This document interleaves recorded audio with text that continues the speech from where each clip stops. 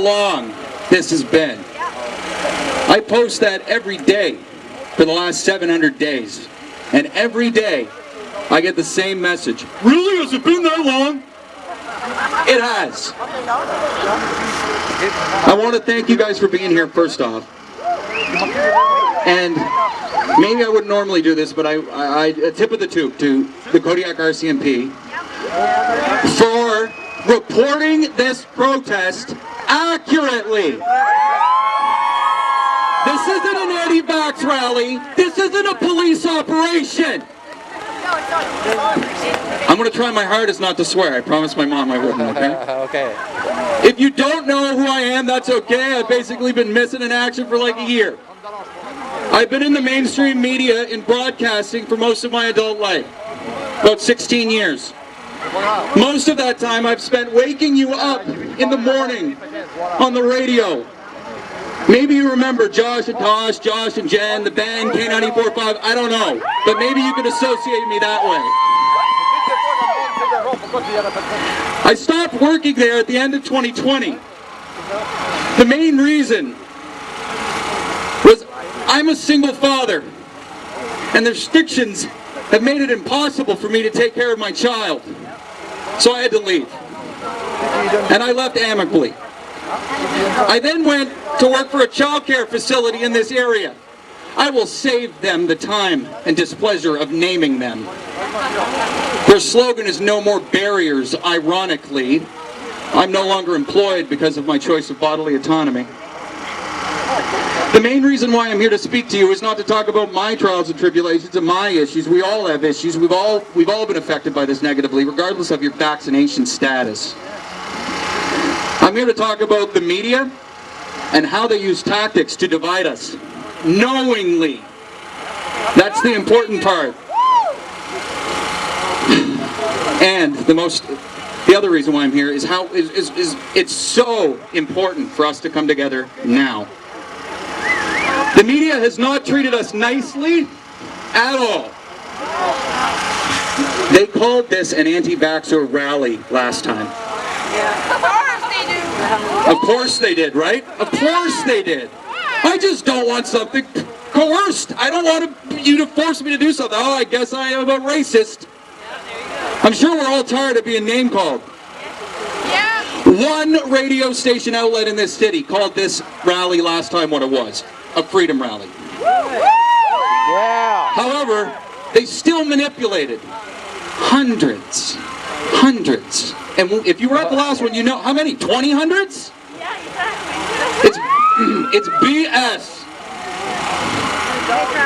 Now, the Kodiak RCMP called this a police operation last time and warned the public to stay away for your own safety.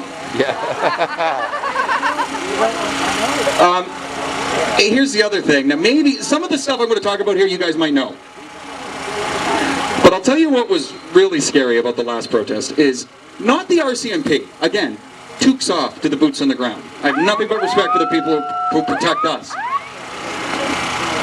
But the RCMP's own commissioner, you may not be aware, Brenda Lukey, has recently urged Canadians to report suspicious internet behavior, including comments by people who expressed, quote, anti-government and anti-law enforcement opinions.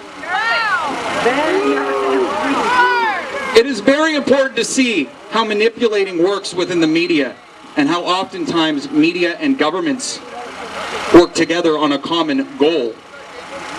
Have you guys tried to comment on a CBC article on Facebook? What the hell is that? Oh, we're doing a pilot project, is it? No, you don't get to speak anymore. This happened just this last week. You may be aware, you may not. This is a fact. The Times and Transcript last week were caught editing Thomas Holmes' obituary to remove his words that criticized this government. Called them out for using his own death as a COVID death when he was in fact, quote, terminally ill with cancer and knew he was going to pass. Yeah. Removing a dying man's final word to fit or preserve a narrative is absolutely disgusting. May Thomas, rest in peace, based until death. Now in my career, in the media, I've been on conference calls where managers tell you, quote, not to say anything different than what the government is saying. I've watched people censor your comments. I've watched them. Time to stop being silent. The best thing that you can do for your mental health right now is turn off the news. Or at the very least, limit your consumption of it. Former disgraced CNN host Chris Cuomo said it best while unknowingly being recorded, that the media is not your friend. Why are people speaking out now? Why put your job on the line to have an opinion? Because the ability to speak your truth is the defense against hell. And losing your job? That's nothing! Nothing compared to where things can go if they go badly. Silence is your biggest risk. It's the biggest risk you can take. Language being used by our leaders have been divisive and misguided at best, deliberate and evil at worst.